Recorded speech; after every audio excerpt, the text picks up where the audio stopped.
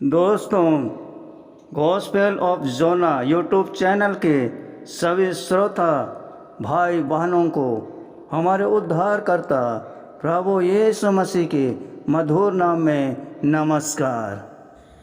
आइए आज हम उड़ाव पुत्र के दृष्टांत का बारीकी से अध्ययन करेंगे। चुंगी लेने वाले और पापी यीशु के पास आकर उनकी उपदेश सुना करते थे। तब फरीसी और शास्त्री कुड़कुड़ाने लगते थे कि यह तो पापियों से मिलता है और उनके साथ खाता पीता भी है, क्योंकि फरीसियों और शास्त्रियों की दृष्टि में चुंगी लेने वाले पापी थे। तब यीशु ने लोगों को समझाने के लिए एक दृष्टांत में एक कहानी सुनाई जो हमें मिलता है लूका रचित सुसमाचार अध्याय 15 वचन संख्या 11 से 32 में। किसी मनुष्य के 2 पुत्र थे। छोटा बेटा एक दिन आकर अपने पिता से कहने लगा, मुझे इस खेती बाड़ी और संपत्ति से मेरा हिस्सा दे दीजिए। उसके पिता ने उसका भाग दे दिया। उस छोटे बेटे ने अपनी सारी संपत्ति लेकर दूर देश चला गया और वहाँ कुकर्म में सब कुछ उड़ा दिया।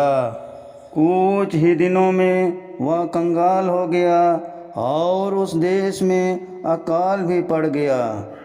अब उसके पास कोई भी काम नहीं था और खाने के लिए भोजन भी नहीं था। वह लोगों से काम मांगता, लेकिन उसे किसी ने कोई काम नहीं दिया। अंत में उसे सूअर चराने का काम मिला। वह भूख के मारे सूअर को दी जाने वाली फलियां ही खाना चाहता था, क्योंकि कोई उसे खाना नहीं देता था। उस समय वह बड़ा ही निराश होकर बैठ गया। उस समय वह अपने आपे में आया, अर्थात उसे अपने पिता के घर स्मरण आने लगा और सोचने लगा, मेरे पिता के घर में कितना अच्छा था। वहाँ नौकर भी बढ़िया भोजन करते थे। और उसने विचार किया कि मैं अपने पिता के घर वापस जाऊंगा और उनसे क्षमा मांगूंगा और कहूँगा, मैं इस योग्य नहीं रहा कि आपका पुत्र कहलाऊं, लेकिन मुझे अपना एक मजदूर बनाकर रख लीजिए। और इतना कहकर वह उठा और अपने पिता के घर वापस जाने लगा। अभी दूर ही था कि उसके पिता की पथराई आँखों ने उसे पहचान लिया और उसकी ओर दौड़कर आए और उसे गले लगा लिया। बेटा रो रो कर कह रहा था कि मैंने आपके विरोध में और परमेश्वर के विरोध में पाप किया है। आप मुझे एक नौकर की तरह ही रख लीजिए।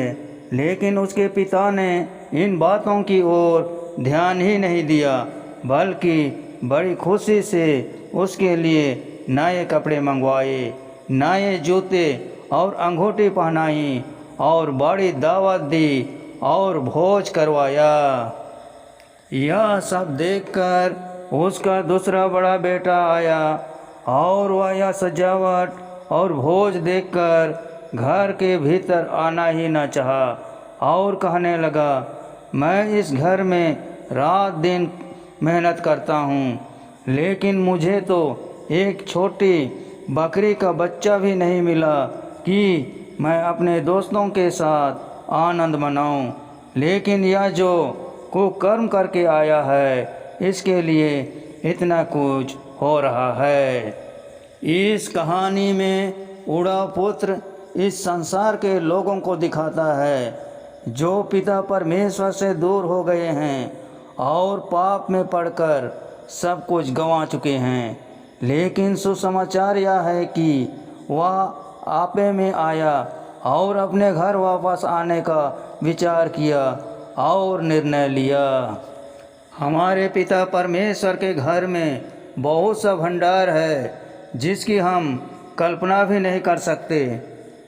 उसने सब कुछ बनाया है।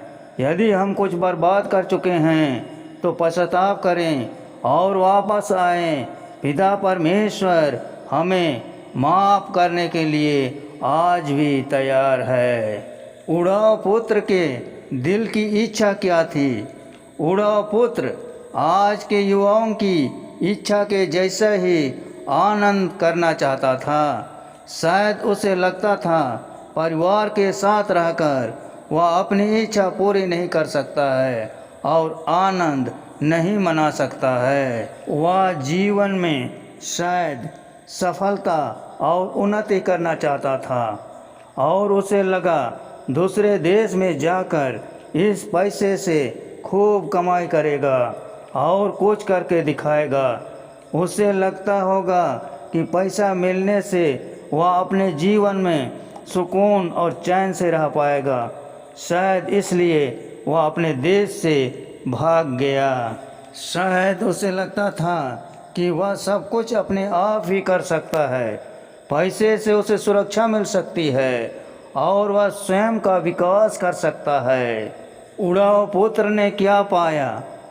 अपने पिता के घर को छोड़कर उसे मिला लोगों का खोखलापन। जब पैसे होते हैं तब बहुत से दोस्त मिल जाते हैं। अपने घर को छोड़कर उसे गरीबी मिली। जब उसके लालची दोस्तों ने उसका साथ छोड़ा होगा तो उसका दिल टूट गया होगा। घर जैसा प्यार और अपनापन उसे कहीं नहीं मिल सकता। जब गरीबी आई, कंगाली आई, तब उसे लज्जा भी सहना पड़ा, क्योंकि एक यहूदी के लिए सूअरों को चराना बहुत ही लज्जा का काम है। अपने घर में वह मालिक था, लेकिन आज वह बहुत ही लज्जित और कंगाल नौकर बन चुका है। हम भी अपने परमेश्वर से दूर होकर कहीं के नहीं रहेंगे। उसने क्या खोया? उसने बहुत कुछ खो दिया। उसने जीवन में अपनी सुंदरता को खो दिया। जीवन में जवानी एक ही बार मिलती है। एक अच्छे घर और परिवार में रहता था, लेकिन जब वह वहाँ से चला गया तो दूसरे स्थान में उसे कोई सम्मान भी नहीं मिला। उसे यहाँ तक कि कोई मजदूरी के लिए भी नहीं रख रहा था। अब उसके पास कोई अधिकार नहीं था। उसका आराम, खुशी, स्वास्थ्य और सुरक्षा सब कुछ खो चुका था। जब वह दूसरे देश में सब कुछ खो चुका था, तब उसके कोई रिश्तेदार और प्रियजन भी उसके साथ नहीं थे। वह इतना निराश हो चुका था। अब उसके भविष्य के लिए कोई आशा नहीं था। वह बिल्कुल अकेला हो चुका था। वह सूअर को दी जाने वाली फलियां खाने का अभिलाषी था, अतः वह अवश्य ही बहुत दुर्बल और कमज़ोर हो चुका था। आज हम देखते हैं कि जो परमेश्वर पिता से दूर हो जाते हैं, आत्मिक रूप से वे पतित और अकेले हो जाते हैं और आत्मिक रूप से कमज़ोर भी हो जाते हैं। उड़ाव पुत्र ने अपने जीवन में जो कुछ भी किया, लेकिन उसने पश्चाताप करके एक अच्छा निर्णय लिया कि वह वापस अपने पिता के घर में जाएगा। एक व्यक्ति जब अपने आपे में आता है, मतलब घमंड और भ्रम से छूटकर अपनी वास्तविक परिस्थितियों को जानता है कि वह कहाँ से गिरा है और उसकी सच्ची खुशी, आनंद और सुरक्षा है, तब उसे आपे में आना कहते हैं। पिता ने अपने बेटे को अंगूठी पहनाई।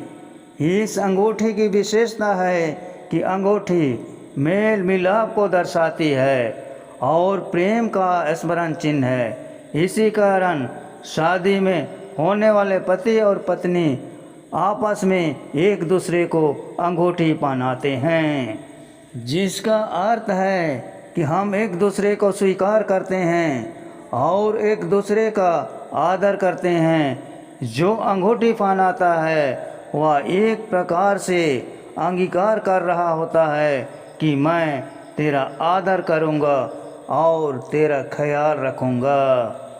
उड़ाव पुत्र के दृष्टांत से हम सीख सकते हैं कि उड़ाव पुत्र के परिवर्तन के पीछे पिता का असीम निष्कपट प्रेम है। उस अयोग्य पुत्र के मन में अवश्य यही विचार रहा होगा कि मैं कैसा भी क्यों ना हूँ, लेकिन मेरा पिता प्रेमी पिता है जो पक्षपात नहीं करता। मैं यदि वापस जाऊंगा तो वो अवश्य मुझे स्वीकार करेगा और मुझे क्षमा करेगा। आज यदि आप यह कहानी सुन रहे हैं तो पिता परमेश्वर आपसे भी यही चाहता है कि आप आपे में आए और उसके पास आए। वो हमें स्वीकार करने के लिए तैयार है। मसीह में प्यारे भाइयों एवं बहनों, आज के एक शुभ संदेश द्वारा प्रभु यीशु मसीह हमारे सब पापों को क्षमा करे और हमें बहुतायत से आशीष प्रदान करे। पिता परमेश्वर और हमारे उद्धारकर्ता प्रभु यीशु मसीह की शांति और अनुग्रह हम सबों के साथ सदा बना रहे। आमीन।